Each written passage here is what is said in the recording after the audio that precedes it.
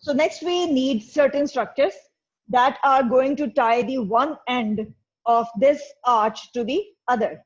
And those structures include the plantar aponeurosis, abductor hallucis, flexor digitorum brevis, flexor hallucis longus tendon, flexor digitorum longus tendon, and then we need flexor hallucis brevis.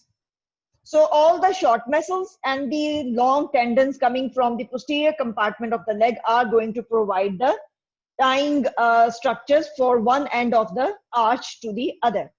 Then we have the structures that are required to suspend this arch.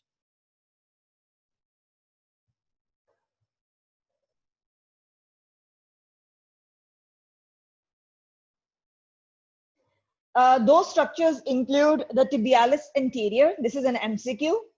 And then we have tibialis posterior and the deltoid ligament of the ankle joint. These structures are going to suspend the medial longitudinal arch. Among these is very important tendon of the tibialis anterior.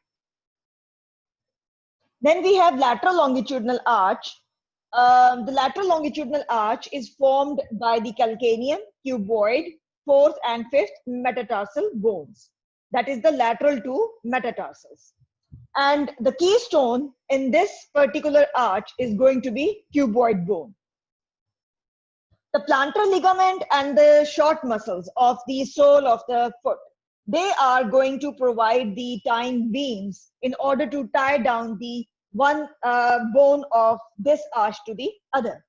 The structures required to tie the two ends of the arch itself will include the plantar aponeurosis again, abductor digiti minimi, that is the short muscles of the lateral side of the foot, and then we have tendon of the flexor digitorum longus and flexor digitorum brevis. The structure that is going to suspend lateral longitudinal arch will be provided by the tendons of the peroneus longus and peroneus brevis muscles, that is the muscles of the lateral compartment, basically leg tip.